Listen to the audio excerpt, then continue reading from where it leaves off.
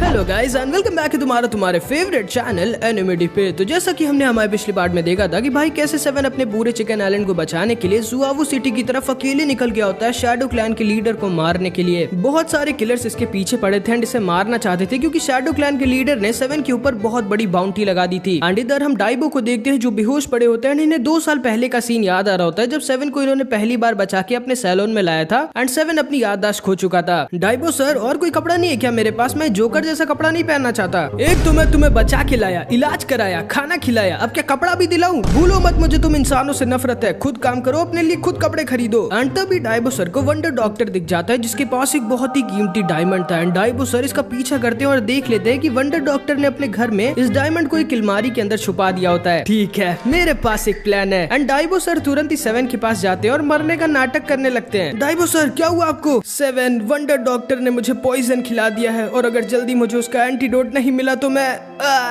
लेकिन मुझे पता कैसे चलेगा कि वो एंटीडोट का है? गधे, इस पेपर को देखो, ये उस एंटीडोट का मैप है। एंड फिर ये दोनों रात में चुपचाप वंडर डॉक्टर के घर के पास आ जाते हैं। सेवन, कुछ भी हो जाए उस एंटीडोट को खोल के मत देखना वरना मैं बच नहीं पाऊंगा। एंड फिर सेवन किसी तरह अंदर घुस जाता है और इस अलमारी को एक एक कर खोलने लगता है। लेकिन तभी सेवन वंडर डॉक्टर के ट्रैप में फंस जाता है और नीचे वंडर डॉक्टर के बेसमेंट में आकर गिर जाता है। रास्ते में इसको बहुत सारे ट्रैप्स मिलते हैं लेकिन सेवन सारे ट्रैप से बचते बचते किसी तरह वंडर डॉक्टर के सीक्रेट रूम के पास आ जाता है जहाँ पे वंडर डॉक्टर के पास वो डायमंड वाला बॉक्स था। एंड असल में वंडर डॉक्टर एक मास्क पहनता है और अंदर से बहुत खतरनाक दिखता है। सेवन, मिला क्या तुम्हें? एक मिनट, कहीं वो उस डायमंड को लेके भाग तो नहीं गया? हट सा, ये सारे इंसान एक जैसी होते हैं। एंड तभी डाइबो सर भी एक ट्रैप में गिर जाते हैं। ठीक सेवन के पास आ जाते हैं। डाइबो सर, वो रहा वो बॉक्स। सोच क्या रहे हो सेवन? जाओ छीन लो उसे। एंड सेवन वंडर डॉक्टर की तरफ भागता है इस बॉक्स को छीनने के लिए लेकिन तभी वंडर डॉक्टर को किसी के आने की भनक हो जाती है एंड तुरंत ही अपना मास्क पहन लेता है एंड सेवन के ऊपर अपनी इस खतरनाक मशीन से अटैक कर देता है। अरे बाप रे, ये तो बड़ा खतरनाक है। सेवन, भागो यहाँ से। नहीं डाइबो सर, मैं बिना उस बॉक्स को लिए यहाँ से नहीं जाने वाला। ठीक है, तुम मरो फिर मैं निकलता हूँ। एंड डाइबो उड़ के बाहर निकल जाता है एंड सेवन यहाँ नीचे उस डायमंड के बॉक्स के लिए बहुत ज्यादा पिट रहा होता है। अरे यार, ये इंसान कितने पागल होते हैं। एंड डाइबो सर फिर से नीचे आ जाते हैं एंड सेवन की हालत बहुत खराब होती है। सेवन, मुझे एंटीडोट नहीं चाहिए भाई, चलो यहाँ से। आखिर तुम मेरे लिए क्यों अपनी जान देना चाहते हो? नहीं डाइबो सर, मैं आपको कुछ भी नहीं होने दूंगा क्योंकि आप मेरे दोस्त हो। एंड सेवन दोबारा जाकर पिटने लगता है एंड डाइबो समझ जाता है कि सेवन बाकी इंसानों की तरह नहीं है। सेवन भले ही थोड़ा बुद्धू है लेकिन सेवन एक बहुत अच्छे दिल का इंसान है। एंड सेवन भले ही डाइबो के लिए उस बॉक्स को तो नहीं ले पाता लेकिन इन दोनों की उस दिन बहुत अच्छी दोस्ती हो जाती है। एंड अभी इधर हम आज के टाइम पर आते हैं जब सेवन के ऊपर बहुत सारे किलर्स अटैक कर रहे होते हैं। एंड तभी डाइबो सर भी होश में आ जाते हैं एंड हर तरफ सेवन को ढूंढने लगते हैं। सेवन कहाँ है? यहाँ तो नहीं है, वो तो मुझे भी दिख रहा है। एंड तभी डाइबो को सेवन के ऊपर की इतनी बड़ी बाउंटी दिख जाती है एंड इन सबको पता चल गया होता है कि सेवन कोई नॉर्मल बार्बर नहीं बल्कि द शैडो किलर था। एंड डाइबो समझ जाते हैं कि सेवन जरूर से ही अकेले जुआवू सिटी की तरफ निकल गया होगा। एंड ये भी फिर जुआवू सिटी की तरफ फी के साथ निकल जाते हैं। एंड फिर इधर हम सेवन को देखते हैं जो किसी तरह अपनी जान बचा के एक लकड़ी की बोट पर बैठ के जुआवू सिटी की तरफ जा रहा होता है लेकिन ये बेचारा रास्ता भटक जाता है और द ब्यूटी आइलैंड में आ जाता है। लगता है मैं फिर से खो गया लेकिन कोई बात नहीं, ये लीजिए। लेकिन सेवन जैसे इसे पीता है इसे चक्कर आने लगता है एंड ये वहीं पर बेहोश हो जाता है। एंड अब ये लड़कियां अपना असली चेहरा दिखाती है। एंड फिर इधर हम 13 को देखते हैं जो सेवन की दी हुई ड्रेस को उसी बीच पर पहनकर बैठी होती है जहाँ पे सेवन ने इसे मिलने के लिए बुलाया था। ओ मेरी प्यारी छोटी बहना, तुम कहीं उस बार्बर का तो इंतजार नहीं कर रही? नहीं, मैं उसका इंतजार नहीं कर रही हूँ। तुम जानती हो ना, तुम मुझसे झूठ नहीं बोल सकती 13, लेकिन मैं तुम्हें बता दूं वो अब नहीं आने वाला, उसका मरना पक्का है। एंड फिर इधर हम सेवन को देखते हैं जो जब होश में आता है तो एक जेल में बंद होता है। ओए, जेल में क्यों बंद किया मुझे? कोई फायदा नहीं है सेवन। एंड तभी हम देखते हैं इसके बगल में काय खड़ा होता है। ये तो तुम्हें याद ही होगा, मियाऊ का आशिक। तुम यहाँ क्या कर रहे हो काय? मैं अभी रास्ता भटक गया था और इस आइलैंड में आ गया था और फिर मैं यहीं पर तब से फंसा हुआ हूँ। अब हम यहाँ से बाहर कैसे निकले? मैं बताता हूँ। मेरा नाम है कमांडर एरविन। अगर तुम इस आइलैंड से बाहर निकलना चाहते हो तो तुम्हें द अगली मास्टर को हराना होगा और अगर तुम अगली मास्टर को हरा दोगे तो मैं तुम्हें मेरी बेटी से शादी करने दूंगा। नहीं, उसकी जरूरत नहीं है, आप बस मुझे एक नई बोट दे देना, ठीक है? वैसे इस अगली मास्टर की पावर क्या है? वो देखो, उस लड़के को देख रहे हो? वो ऐसा दिखता था पहले। क्या?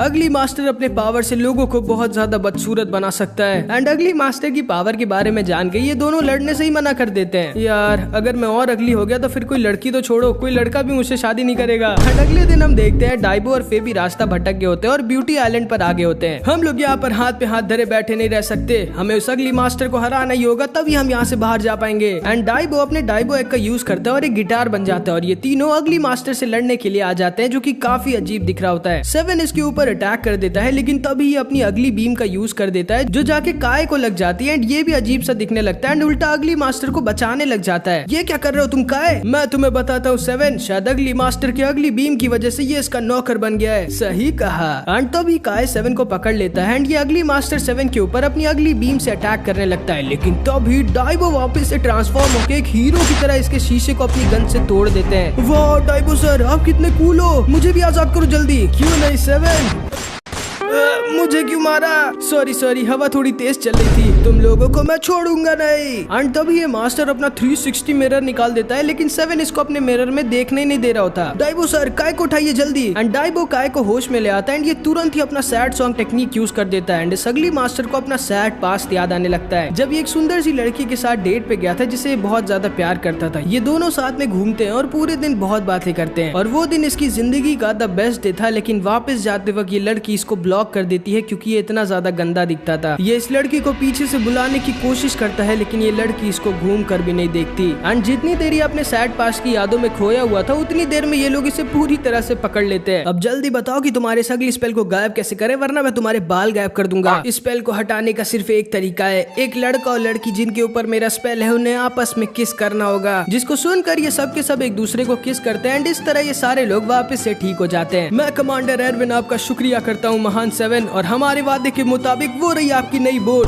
इस बोट से तो अच्छा मैं अपनी बोट से चला जाऊं। एंड फिर इधर हम इन दोनों दिल टूटे आशिकों को देखते हैं जो आपस में काफी अच्छे दोस्त बन गए होते हैं। एंड 7 और डाइबो फे के साथ जुवावू सिटी की तरफ फिर से निकल जाते हैं। तुम्हारी हिम्मत कैसे हुई मुझे अकेले छोड़ के जुवावू सिटी जाने की? हाँ 7। अगले दिन हम इधर चिकन आइलैंड में देखते हैं और बेचारी 13 आज भी 7 का इंतजार कर रही होती है। एंड फिर इधर हम डाचुन को देखते हैं जो ट्रेनिंग कर रहा होता है, लेकिन तभी इसके पास 11 आ जाती है। हाय हैंडसम, डिस्टर्ब मत करो मुझे। 998, 999, 1000। तुम तो वही किलर हो ना, तुम फिर से मुझसे लड़ने आई हो? नहीं, मुझे पता है तुम बहुत स्ट्रांग हो, मैं तुम्हें अपना बॉडीगार्ड बनाना चाहती हूँ, बदले में मैं तुम्हें इतने सारे पैसे दूंगी। बिल्कुल नहीं, तुम एक किलर हो, मैं तुम्हारा बॉडीगार्ड नहीं बनने वाला, मैं तुम्हें अरेस्ट करता हूँ। कैसा लड़का है ये, इसे ना तो सुंदर लड़कियाँ पसंद है ना पैसे। लगता है अब मेरे पास और कोई ऑप्शन नहीं है, प्लीज मुझे माफ कर दीजिए स्ट्रॉन्ग बॉडीगार्ड। एंड भाई ये 11 नाटक करने लगती है, मैं जानबूझ के किलर नहीं बनी थी, मुझे कुछ लोगों ने जबरदस्ती किलर बनाया था, वरना वो मेरे परिवार को मार देते, इसीलिए मुझे आपकी मदद की जरूरत है मेरी फैमिली को बचाने के लिए, मेरे पास जितने पैसे हैं आप सब ले लीजिए। एंड इसकी बातों को सुन के डाचुन जाके इसके सारे पैसे उठाने लगता है।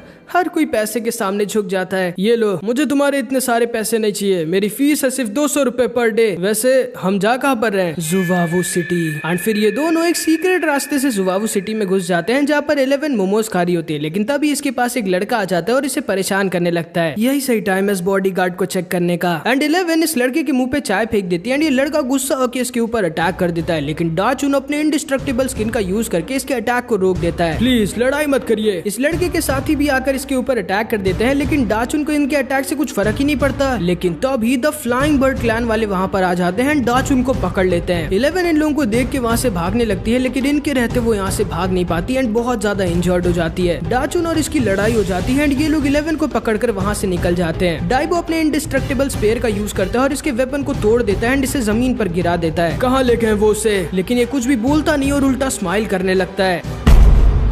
एंड फिर इधर हम फ्लाइंग बर्ड क्लैन के हेडक्वार्टर्स में देखते हैं। तो तुम फाइनली पकड़ी गई 11। ओह, तो अब तुम मुझे पकड़ना चाहते हो? भूल गए क्या तुम्हारे वादे? चुप रहो, तुम्हारी हिम्मत कैसे हुई हमारे सीक्रेट बुक को चुराने की? मार डालो इसे। एंड ये लोग इसे मारने वाले होते हैं, लेकिन तभी एक सोल्जर वहाँ पर भागता हुआ आता है और कहता है, कमांडर फू, एक लड़का हमारे सारे सोल्जर्स को हराते हुए यहाँ ऊपर तक पहुँच गया है। क्या सिर्फ एक लड़का? कौन है वो? एंड वो लड़का कोई और नहीं बल्कि डाचुन ही होता है भाई, जो एकदम हीरो वाली एंट्री लेता है। जैसे ही डाइबो 11 सेवन के ऊपर की इतनी सारी चोटें देखता है ये पगला जाता है। ये सारे के सारे सोल्जर्स इसके ऊपर अटैक कर देते हैं, लेकिन ये अकेले इन सब की बैंड बजाने लगता है। 11 जब डाचुन को लड़ते हुए देखती है तो उसे इसका पास्ट याद आ जाता है। पापा, कुछ लड़के मुझे परेशान कर रहे हैं। मैं तुम्हारी कोई मदद नहीं करने वाला 11, तुम्हें खुद जाके उनसे लड़ना होगा। एंड 11 सोच रही होती है कि इसके पापा तक इसकी मदद नहीं करते थे, लेकिन ये अनजान लड़का इसके लिए इतने सारे लोगों से लड़ रहा है। एंड डाचुन इन सबको अकेले हरा देता है, लेकिन इसकी इंडिस्ट्रक्टेबल स्किन की पावर लगभग खत्म हो चुकी होती है। अब क्योंकि तुम्हारी वो एबिलिटी खत्म हो चुकी है, इसलिए मैं कमांडर फू खुद तुम्हें खत्म करूंगा। एंड तभी अपने विंग्स बाहर निकाल लेता है, डाचुन पर अपनी स्वॉर्ड से अटैक करने लगता है एंड इसे बहुत ज्यादा इंजर्ड कर देता है। लेकिन तभी डाचुन इसके पैर पकड़ लेता है। छोड़ो मुझे, हटो मेरे पास से। अच्छा, ऐसी बात है। एंड तभी ये डाचुन को लेकर बहुत ज्यादा ऊपर उड़ जाता है वहाँ से नीचे गिराने के लिए। कहाँ गया वो? एंड तभी डाचुन इसे पीछे से अपने 7 डे लॉक से पकड़ लेता है, जिसकी वजह से अब ये उड़ नहीं सकता था। एंड ये दोनों फुल स्पीड में नीचे गिरने लगते हैं। डाचुन अपनी बची कुची ताकत से फिर से अपनी इंडिस्ट्रक्टेबल स्किन को ऑन कर देता है एंड इस फू को साइस्मिक टॉस अटैक मार देता है भाई। एंड इस तरह से डाचुन अकेले इन सबको हरा देता है और फिर 11 को आजाद कर देता है। ये रही तुम लोगों की वो सीक्रेट बुक, तुम्हारे कमांडर फू ने मुझे एक गिफ्ट में दी थी। एंड फिर ये दोनों साथ में वहाँ से निकल जाते हैं। वैसे तुम जब मुझे बचाने आए थे तब तुम बहुत हॉट लग रहे थे। ओ अच्छा, वैसे तुम बॉडीगार्ड ही क्यों बने? तुम कुछ और भी बन सकते थे। ये बहुत ज्यादा रिस्की जॉब नहीं है और इसमें इतना कम पैसा भी मिलता है। मैं जानता हूँ, असल में बचपन में मुझे लोग बहुत ज्यादा परेशान करते थे और मुझे बचाने के लिए कोई भी नहीं आता था, इसीलिए मैं बॉडीगार्ड बनना चाहता था ताकि मैं लोगों को बचा सकूं। एंड भाई 11 को डाचुन थोड़ा मतलब समझ रहे हो ना? समझ रहे हो? एंड फिर इधर हम इन दोनों को देखते हैं जो फिर से रास्ता भटक गए होते हैं। एंड ये दोनों भाई डाचुन के होम टाउन आ गए होते हैं, मतलब जहाँ पर डाचुन पैदा हुआ था। एंड इस आइलैंड के सारे लोग बॉडी बिल्डर होते हैं भाई, लड़के लड़कियां बच्चे यहाँ तक कि कुत्ते भी, और सारे के सारे लोग स्क्वाट करके खाना खाते हैं। तुम दोनों शायद यहाँ से नहीं हो, तभी तुम दोनों इतने वीक लग रहे हो। तुम सारे बॉडी गार्ड्स एक साथ मिलके भी मुझे नहीं हरा सकते। एंड जैसे ये सारे इस चीज को सुनते हैं ये सारे के सारे गुस्सा हो जाते हैं। एंड तभी इन सारे बॉडी बिल्डर्स का हेड वहाँ पर आ जाता है, जिसकी बॉडी भाई अलग ही लेवल की होती है। क्या कहा तुमने? हम सारे बॉडी बिल्डर से एक साथ मिलके भी तुम्हें नहीं हरा सकते? मैंने नहीं कहा था, इनने कहा था वो। ये तो मुर्गा है, झूठ बोलते हो तुम। एंड तभी डाइबो की वजह से बेचारा 7 फंस गया होता है। एंड 7 और इस आदमी की जिसका नाम बॉबी होता है, इन दोनों का 1v1 होने वाला होता है। लेकिन 7 तो इसे लड़ना चाहता ही नहीं था, तो ये हारने का नाटक करने लगता है। मैं हार गया, तुम जीत गए, अब मैं जा सकता हूँ क्या? क्यों नहीं, लेकिन हाँ अगर तुम हार मानते हो तो वो दोनों मुर्गे हमारे होंगे, जिन्हें हम बटर के साथ बिना फ्राई किए खाएंगे। एंड ऑब्वियसली भाई 7 ऐसा नहीं होने दे सकता था, तो ये तैयार हो जाता है बॉबी के साथ लड़ने के लिए। 5 राउंड होने थे। फर्स्ट राउंड था वॉल ब्रेक राउंड का, जिसमें इन सारी दीवारों को तोड़कर जो भी एंड तक पहुंच जाएगा वो जीत जाएगा। 7 लकड़ी वाली दीवार को तो आराम से तोड़ देता है, लेकिन भाई ये पत्थर की दीवार 7 को तोड़ देती है। बेचारा 7 अपनी पूरी एडी जोटी का जोर लगा देता है, लेकिन इस दीवार को हिला तक नहीं पाता। वहीं बॉबी एक बार में सारी की सारी दीवारों को तोड़कर एंड तक पहुंच जाता है। सेकंड राउंड में भी बेचारे 7 की बैंड बज जाती है। एंड फिर आता है थर्ड राउंड, जिसमें इन दोनों को आपस में लड़ना था।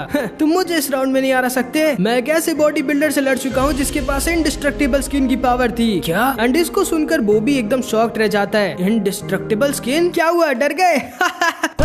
एंड इसके पास भी इंडिस्ट्रक्टेबल स्किन की पावर थी भाई। बेवकूफ लड़के, इस आइलैंड में लगभग हर किसी के पास इंडिस्ट्रक्टेबल स्किन है। बैटल शुरू करो। एंड जैसे इन लोगों की बैटल शुरू होती है, बॉबी 7 को एक जोर का पंच मार देता है एंड 7 आउट होते होते बचता है। ओए लड़के, जिस लड़के की तुम बात कर रहे थे जिसके पास इंडिस्ट्रक्टेबल स्किन है, वो कहीं डाचुन तो नहीं? हाँ, उसका नाम डाचुन है। तुम उसके दोस्त हो क्या? फिर तो हम दोनों भी दोस्त हुए। डाचुन और मैं दोस्त?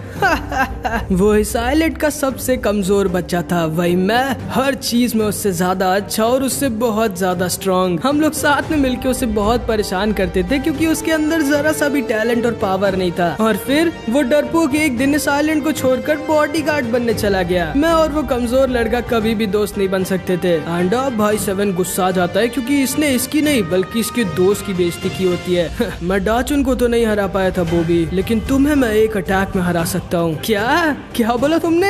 आ जाओ फिर। एंड फिर भाई 7 इसके ऊपर अटैक कर देता है। और अगर तुम्हें पिछला एपिसोड याद है तो तुम्हें याद होगा कि जितने भी ये बॉडी बिल्डर्स हैं, इनकी सिर्फ एक कमी होती है जब तक ये मैक्स लेवल तक नहीं पहुंच जाते, जो होती है इनकी नाभि। एंड 7 भाई इसकी नाभि पर ही अटैक कर देता है एंड एक बार में इसकी पूरी की पूरी हवा निकाल देता है। एंड फिर 7 अपने अगले पंच से इन सबको उड़ाकर फेंक देता है एंड इन सबको यकीन नहीं होता कि ये क्या हो गया। वो भी फिर से दोबारा फुल एक्सरसाइज करके अपनी बॉडी बना लेता है और दोबारा से 7 के ऊपर अटैक कर देता है। लेकिन इस इस बार 7 हिलता तक नहीं। और फिर ये बॉबी से कहता है, हाँ शायद डाचुन बचपन में तुमसे ज्यादा वीक होगा बॉबी, लेकिन अब मैं शर्त लगा कर कह सकता हूँ कि डाचुन को तुम नहीं हरा सकते। भले ही वो तुम्हारी तरह टैलेंटेड नहीं था, लेकिन उसने कभी भी गिव अप नहीं किया। उसने हर एक दिन अपनी बॉडी को हद से ज्यादा ट्रेन किया, चाहे दिन हो या रात, चाहे वो बीमारी क्यों ना हो। और तुमने तो ये सुना ही होगा बॉबी कि टैलेंट को हार्ड वर्क हमेशा हरा देता है। इसीलिए मैं तुम्हें बताना चाहता हूँ कि डाचुन की आज इंडिस्ट्रक्टिबिलिटी लेवल 7 की हो चुकी है। क्या? एंड इसको यकीन नहीं होता कि डाचुन की इंडिस्ट्रक्टिबिलिटी इससे भी ज्यादा हो गई होती है। एंड तभी ये कहता है, मैं हार मानता हूँ। एंड इस तरह 7 इस फाइट को जीत जाता है और डाइबो और फे के साथ वहाँ से जाने लगता है। 7 तुम तो बहुत स्ट्रांग हो गए हो यार, तुम उसके पंच से हिले तक नहीं। डाइबो सर कोई इधर देख तो नहीं रहा है? नहीं।